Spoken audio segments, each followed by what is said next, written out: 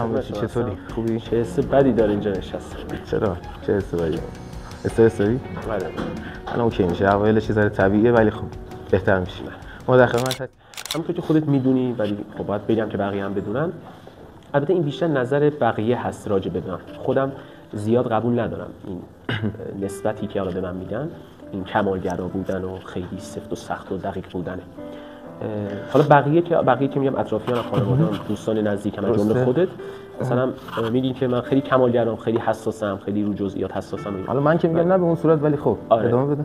بعد اینکه خب ولی نظر خودم راجع به نظر خودم راجع به این رفتارهام، این دقیق بودن، اینه که هدف داره دیگه. این رفتارهام هدفش اینه که به یه نتیجه درست برسم. آدم یا یه کاری رو نباید انجام بده یا اگر انجام میده 0 تا 100 اون کارو باید خوب باشه دیگه. حالا این نظر شخصی من، از نظر خودم درسته، ولی خب بقیه میگن، البته بگم ما اذیت هم میشم. یعنی خودت هم قبول داری که اذیت میشی؟ آره، ولی به نظر من ارزش داره. یعنی اگه یه کاری میخوام انجام بدم همه جزئیاتش رو رعایت میکنم، ولی کار تمیزی در میاد. حالا اینطور الان اومدیم که راجع به صحبت کنیم ببینم. خب اول از همه یه سوالی که خودم دارم واسه خودم یا شاید شخصی باشه که ازت بپرسم اینه که به نظر خودت از 1 تا 10 در حال حاضر تو تاثیرگذاری این داستان کمالگرایی تو زندگی خودت چه نمره میدی؟ به نظر خودت تاثیرگذاریش تو روند زندگی کردن، تو ارتباطات، تو خیلی چیزای دیگه. تاثیر مثبتش 10 از 10. ولی تاثیر تو باور داری که تاثیر مثبتی داره؟ آره تاثیر مثبت. تاثیر منفی هم داره، فقط رو جسم و رو میزان استراحت هم تاثیر منفی داره به نظر من. خب اون تاثیر منفی رو به نظر خودت چقدر باعث شده مشکلات زیادی برات به وجود بیاد یا کم به وجود بیاد؟ بیشترینش کمخوابی بوده دیگه. کمخوابی بوده مثلا. یعنی فقط حالت جسمانیت، یعنی علاوه افکاری و شناختی مشکلی نداشتی؟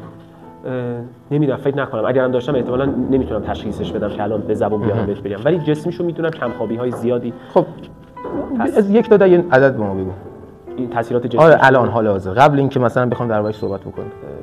شاید 5 از 10، 4 از 10. 5 از 10. اوکی. اول ببین اینکه خودت قبول داری خیلی جا اذیتت میکنه، به نظرم خب به خاطر اینکه خودت تو این مسائل یه ذره سررشته داری، بهت کمک میکنه که بتونی درک بکنی موضوع رو که آقا یه سری جا داره منو اذیت میکنه، حالا چقدر حالا کمکم کرده اما داره بازم اذیتم میکنه. به نظر خودت به این نتیجه رسیدی که ممکنه خیلی اوقات این افکاری که داری، این افکاری که باعث میشن غیر منطقی و غیر معقول باشه، به نظر خودت به این نتیجه رسیدی با خودت؟ میگم از نظر من غیر منطقی نیست. از نظر من آخه وقتی یه چیزی تاثیر مثبتی داره چرا باید بگیم غیر منطقیه؟ این دو تا کلمه تو ذهن من در تضادن. غیر منطقی و تاثیر مثبت، این دو تا نمیتونن در یک جمله تو ذهن من جا بگیرن. خب کار منطقی نتیجه مثبت داره. مثلا میگم میتونم از زندگی، حالا احساس راحتی میکنم تا حدی با بچه‌ها، از زندگی شخصی من مثلا حتما تو دوران مثلا کارشناسی، خب خودت خاطرت هست دیگه، من از میشه گفت از زمانی که من ششم ابتدایی رو تموم کردم و وارد تابستونی شدم که بعد اون تابستون بعد میرفتم هفتم، نظام جدید اومده بود. از همون تابستون کار کردن رو شروع کردم تا اصلا همین لحظه که دارم با تو صحبت میکنم. کارهای مربوط و غیر مربوط، حالا خودش رو 1-2 سالی است که کار مشاوره انجام میدم، مشاوره تحصیلی انجام میدم، مربوطه به حالا کار اصلی رشته است. ولی خب کارهای غیر مربوطی زیاد، آخریش و بزرگترینش همون رستوران بوده.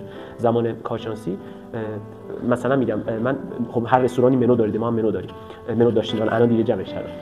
اینطوری بوده که 20-25 تا مدل غذا بود و همیشه در داخل منو وجود داشت و من استدلالم این بود. من خب دو تا آشپز، یه آشپز داشتم، 2 تا کمک آشپز داشتم. استدلالم این بود که اگر این غذاها، این کباب‌ها، این خدمات در منو وجود داره، پس حتما باید در 2 تا یخچال رستوران من حتما باید وجود داشته باشه. بقیه میگفت، حتی اون آشپزی که سال تجربه بود میگفت آقا اصلا لازم نیست همه اینا رو، این فقط یه چیز نمادینه که مشتری بیاد جذب تنوع تو بشه. ولی من اینو درست نمی‌دونستم. میگم آقا من چیزی رو در منو باید بزنم که در یخچال من وجود داشته. اگه 20 مدل زدم، هر 20 مدل رو باید انجام بدم و موجود باشه تو مغازم، تو رستوران. و به خاطر همین اینطوری بود که مثلا من نصف شب تا ساعت 2:30-3 حالا مغازه رو جمع می‌کردم، یه دوشی آدم بگیره، یه استراحتی بکنه، اینا ساعت 4 صبح راه میافتادم، میومدم رشت، از آستارا میومدم رشت، ساعت 8 میرسیدم، کلاس‌ها رو شرکت می‌کردم تا بعد ظهر، دوباره بعد ظهر میافتادم میرفتم آستارا، ساعت 9 شب اینا میرسیدم تا ساعت تقریبا 2:30-3 شب، حالا 2 نه تا ساعت 1:30-2 تقریبا، تا ساعت 1:30 اینا اونجا کار می‌کردم، بعد میرفتم خونه 2 ساعت رو می‌خوابیدم و همین روند ادامه داشت 4 روز در هفته. یادمه چه چالشایی داشتی و این بی‌خوابی حالا و به نظرم ارزش داشت. کار من خیلی گرفته بود، خودشو با ضرر هم جمع نکردم، صرفا به خاطر این جمع کردم که می‌دیدم نمیتونم من پرسنلی پیدا بکنم که طبق نظر من کار بکنه. حالا بعضی هم از مثلا خانواده میگن که به خاطر همین کمالگرایی که مثلا مغازه جمع خواستم بهش اشاره کنم. آره ولی خب خودم اینو قبول ندارم. من خدا شد اول کارم من پیش بینی مالیم این بود که تو 6 ماه اول به سود برسم. خدا شد انقدر فشرده و خوب کار کردیم که تو تقریبا 45 روز اول، یه ماه و نیم اول به سود رسیدیم. ما در از یه ماه و نیم تونستیم کل هزینه‌ای که کردیم برای مغازه در بیاریم و به سود برسیم. و خب خدا شد با سودم جمع کردم، همه تورم خورد و خلاصه کاری ندارم، پشیمونم نیستم، برای مرحله بوده گذشته. ولی اینکه حالا علتمون جمع کردن از نظر بقیه میگه حساسیت زیاد تو بوده، ولی من میگم نتونستم کسایی رو پیدا بکنم که اونطور که من میخوام کار بکنم وقتی من نیستم. الان همین خودت اشاره کردی، گفتی که شاید مثلا همون، من میگم قطعاً چی قطعاً این هم کمالگرایی که خودت اسمشو میذاری که باعث شده نتونی به کسی اعتماد بکنی که اون کارهایی که تو خودت میخوای انجام بدی، یعنی اون چیزی که فقط خودت میتونی اونو انجام بدی، حس می‌کردی فقط من میتونم انجام، نمیتونم به کسی اعتماد کنم. این باعث شده بود که نتونی به کسی اعتماد کنی و مغازه رو جمع کنی. میشه گفت اینم جزء همون تاثیرات منفیه که من بهت گفتم.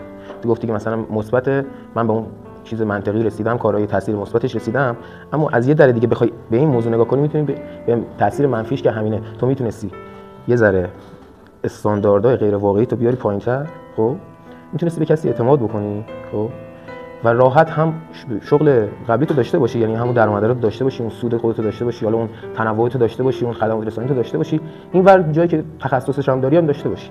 خب داستان اینه. حالا ما وارد این مبحث نمیشیم که خیلی دیگه تخصصی تره، اما در کل من میخوام به این نتیجه با هم دیگه برسیم که اصلا این بحث شناسایی است که چقدر این افکاره خودت میتونی تشخیصش بدی، کجا این افکار سراغت میاد.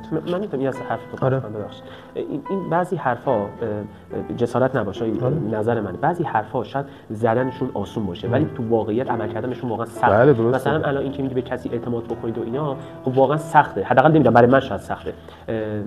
این که بخوام سیستمی که از بچگی براش زحمت کشیدم، ریال به ریال اون سرمایه 300 400 تومانی که برای اون مغازه برای افتتاحش جور کردم خودم زحمت کشیدم، اینو بذارم در اختیار کسی که شناختی ازش ندارم، خب این برای من سخته واقعیتش. خب و در عمل هم فکر کنم سخت باشه و نمیدونم حالا به این حرف تا چه حد میشه عمل کرد. شاید زدنش آسون باشه. خب موافقم. خب شاید منم جای تو باشم. نمیدونم یه چیزی هم بگم بعد دیگه از این بس خاصیت عبور می‌کنی. به اندازه خود آدم برای مالادن دل نمی‌سوزه. آدم همیشه باید واسه کار خودش باشه. نمیدونم، حالا من اعتقاد دارم به این.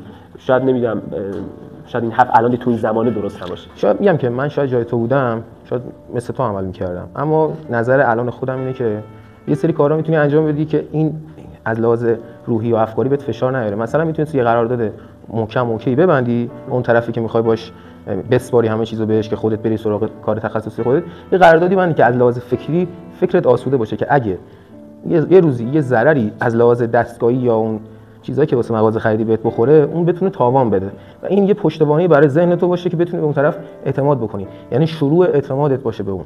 خب و اون طرفم از اعتمادت سوء استفاده نکنه و باعث بشه تو این قدمه رو یواش یواش که برمی‌داری تو جای دیگه هم استفاده بکنی.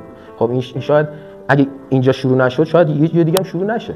خب اگه از یه جا شروع بشه خب خیلی برات بهتره، قدم به قدم پیش بری. خب تویی که مثلا من خودم میگم من نوعی به هیچ کس نمیتونم اعتماد کنم، خیلی زیاد نمیتونم یهو بیام به یکی 100 اعتماد کنم. باید کم کم خودم رو به چالش بکشم، اعتماد کنم. ببین ما باید قبول بکنیم یه سری جاها که شکست میخوریم، یه سری جاها که ضرر میکنیم پایان راه ما نیست. خب ما میتونیم تجربه کسب بکنیم. مثلا من به عنوان مثال میگم برات، تو یه پروژه میخوای بنویسی، خب یه جای دیگه میگی نمیتونم، من دیگه دارم شکست میخورم تو این پروژه، دیگه نمیتونم بهش برسم. اما خب اوکی شکست خوردم، تجربه کردم، تو پروژه بعدی موفق ترم، عمل میکنم بهش. اینه درک اینکه فقط این موضوع رو من اگه انجام ندادم دیگه نمیتونم کاری انجام بدم، نه من باید اینو حتما انجام بدم. خب این بهت آسیب میزنه از لحاظ اینکه نمیتونی تمرکز کافی بکنی، استرس زیادی بکشی، استرس زیادی داشته باشی، تو حتی برخوردت تو کارت که هیچ، تو زندگی خودت. خب این میتونه به لحاظ روحی بیشتر به تو فشار بیاره و تحت فشار تو قرار بده. پیشنهاد من اینه که رو شناسایی افکاری که بهت این فشار رو میارن بیشتر تلاش بکنی که چه زمانی اصلا باعث میشه تو بیشتر جریه دار میشی که من باید این کار انجام بدم، من باید موفق بشم، من باید تهیه‌شو داشته باشم، من یک باید باشم. اوکیه، خوبه، اینا انگیزه است. خب اینکه نه من نشدم، شکست خوردم، دیگه تموم همه چی، نه این اوکی نیست. به نظر من میتونی روی اینا فکر بکنی. حالا من یه سوال ازت دارم، به نظر خودت بوده جایی که حالت بد شده، نتونستی به قول اون چیزی که اون صد خودت بوده، حالا اسمش کمالگرایی میذاری، برسی؟ اوضاع تغییر نکرده و هیچ مشکلی پیش نیومده و دوباره منوال همون گذشته رفته. یکی دو تا مثال محدود میتونم بزنم راجع به دانش آموزان. پس شده. آره مثلا میگم، حالا سریع میگم که من خب دو سال خورده‌ای هست کار مشاوره تحصیلی انجام میدم. مثلا پارسال من دانش آموز داشتم که به نتیجه نرسیده توی کنکور. من خیلی اعصابم خورد میشه سر این قضیه، یعنی الان به شدت وقتی مثلا دانش آموز به مراجعه میکنه یه هفته باش آزمایشی کار میکنم و تو یه هفته شده هر روز یک بار بهش زنگ میزنم، به صورت مصاحبه‌ای باهاش صحبت میکنم که مطمئن باشم که من از این هزینه دریافت میکنم، تلاشی روش انجام میدم، زمانی براش میذارم، مطمئن باشم که این به نتیجه میرسه. اینو به خاطر این انجام میدم. امسال سیستمم اینه که پارسال مثلا تعدادی از دانش آموزان مثلا رتبه افتضاحی آوردن تو کنکور و این به شدت منو آزارم داد. البته 2 نفر از اون دانش آموزان که رتبهشون خیلی افتضاح بود همین کنکور امسال که گذشت مثلا نتیجه آوردن و میشه گفت آره بیشتر از اینکه اون اذیت بشن من اذیت شدم، یعنی برای اونا فرقی نکرد. اونا یه سال پشت کنکور موندن ولی من خیلی اعصابم خورد شد. خب الان که این حرفو زدی خب الان فکر میکنم آره دیگه اتفاق خاصی نیفتاده. فوقش یه سال از عمر اونا هدر رفته، یکم هم از تلاش من. البته که من بابت اون تلاش هزینه دریافت میکنم مسلمه، ولی همین چیز اون هزینه نیست، حداقل برای من اینطوری نیست. حالا امسال یکم سختگیرانه‌تر دارم کار میکنم. دانش آموزانی رو پذیرش میکنم که مطمئن باشم اینا به این نتیجه میرسن، مطمئن باشم عمل میکنم به برنامه‌های من، به حرفای من. هرچند این باعث شده دانش آموزان محدودتر از پارسال بشه، ولی خب خودت نمیخوای به چالش بکشی که مثلا یه دانش آموزی شاید از سطح IQ کمی یا هر چیز دیگه‌ای تلاش کمتری داره، نمیتونه به اون نتیجه برسه، تو بیای خودت به چالش بکشی، کمکش کنی، بیش از حد مثلا به بقیه کمک می‌کنی که اونو بیاری بالا. هم اگه اومد بالا اگه اومد بالا تو باید به اون دیوانم نگاه کنی. مثلا تو میگی الان نیومد بالا، خب من اینم تلاش کردم، آبروی خودم چی، حرص جوش خودم چی، درست پول گرفتم اما افکار خودم چی، عذاب وجدان خودم چی. داستان اینه که یه بحثی تلاش توئه، یه بحث اینه که تو داری تمام توانتو میذاری تا جایی که میتونی، کمکش میکنی.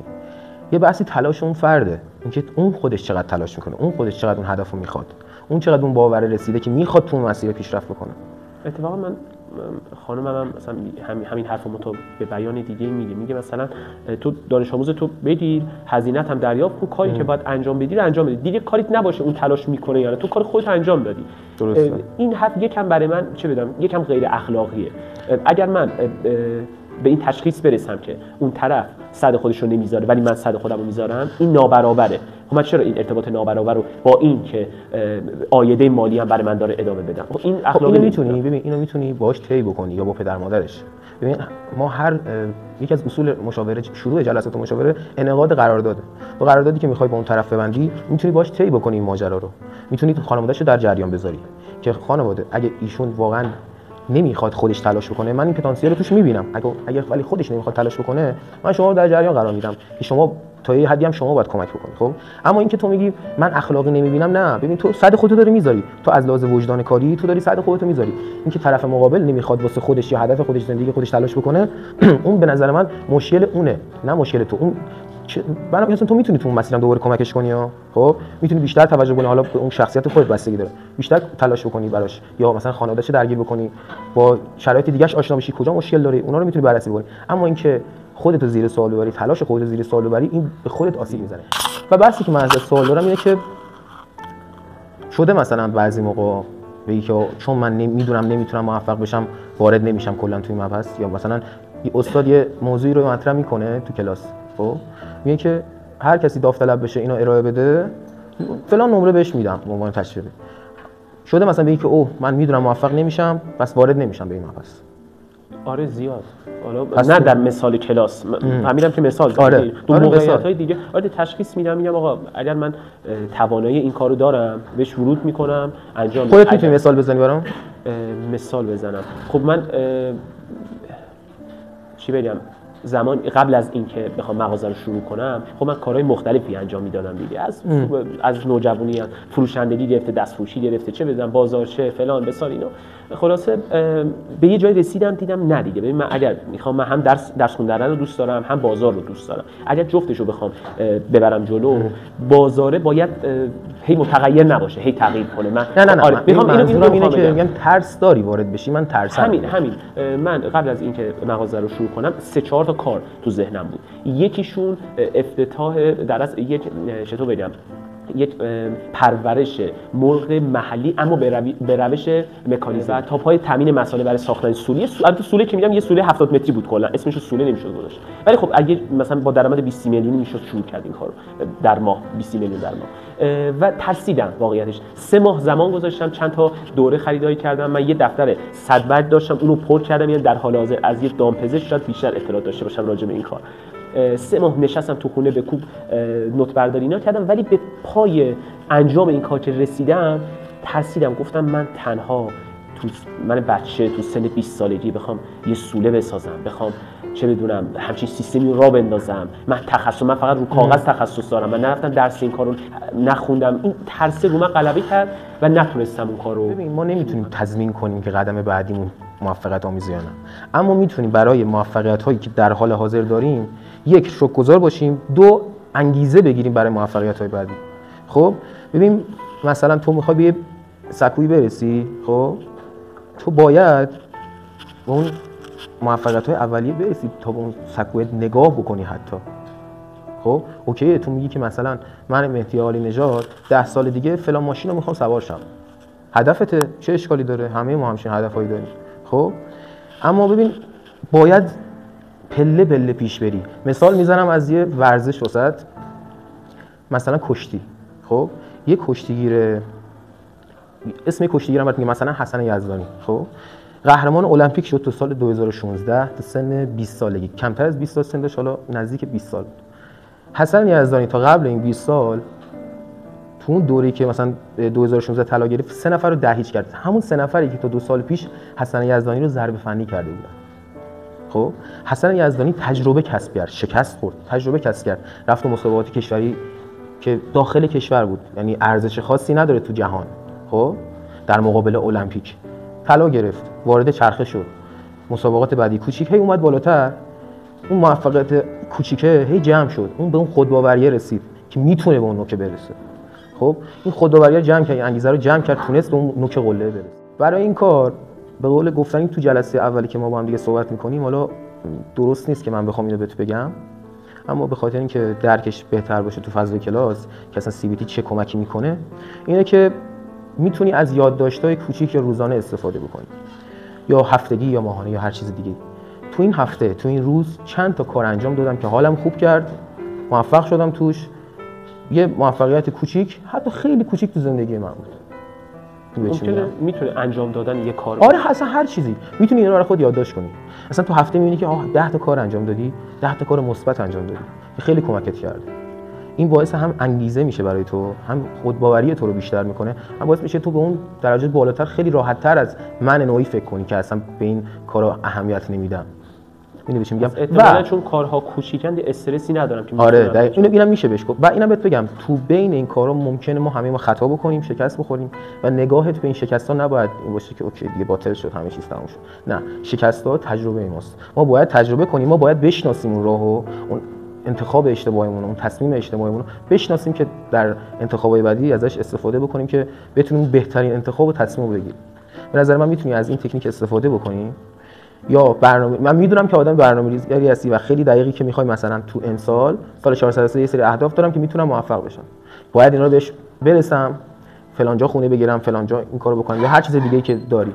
میدونم اینا رو انجام دادی و انجام میدی، اینم بهش اضافه کن، میتونی امتحانش بکنی، حداقل تو این هفته پیش رو انجامش بده، خودت نتیجهشو میبینی. حالا بازم بعدا با هم صحبت میکنیم، یا اگه دیدی خیلی رو تاثیر خوبی گذاشته میتونی تو کلاس ارائه کنی. اگه حرفی داری من در خدمتت هستم. و نه شما دیدم فقط چند جا بود که فکرم درگیر شد واقعیتش. آره بگو، همین صحبت کن. مثلا این که گفتی تو کار، الان مثلا من یه برنامه دارم تو گوشیم، تیک همچین عنوانی داره. آره. چک لیست تو می‌نویسی برای روز، هفته، ماه، سال. حالا سال که من ندارم، نهایت کار من ماهه. درسته. مثلا اینطوریه که امروز فکر کنم 13 14 تا کاره، یعنی ریزن و کوچیک از نوشتن برنامه تا تماس و فلان. مثلا من امروز یک کدومش رو نتونم انجام بدم، واقعا ذهنم برمی‌ریزه. یعنی من حتما باید همه اون 13 14 تا رو انجام بدم. پس یعنی تو میگی اگر یکی دو موردش هم انجام نشد مشکلی نداره. آره خب آخه من از برنامه عقب میافتم. نه ببین این باعث میشه که کمکت میکنه که تو برنامه‌ریزی بعدی اون زمانبندی‌ها رو دقیق‌تر بچینی و بگی که اوکی اگه من مثلا چجوری میگم رژیم کاهش وزن مثلا مثال میزنم، من این ماه باید 3 کیلو لاغر بکنم، 2 کیلو لاغر کردم موردی نداره. اوکی من زحمتمو کشیدم. آره من زحمتمو کشیدم. خب درسته به اون مثلا هدف نرسیدم اما خیلی نزدیک شدم، تلاشمو کردم دیگه، درسته؟ تو باید به این نتیجه برسی که من بدون نتیجه نموندم. درسته از اون چیزی که می‌خواستم یک کوچولو کمتر شده اما بدون نتیجه نموندم. جبران میکنم، تلاش میکنم تو برنامه‌ریزی‌های بعدی، تو ماه بعدی اون خلا رو جبران بکنم، کم کاستی‌ها رو رفع بکنم. شما جان حرف دیگه نداره. خسته نباشید.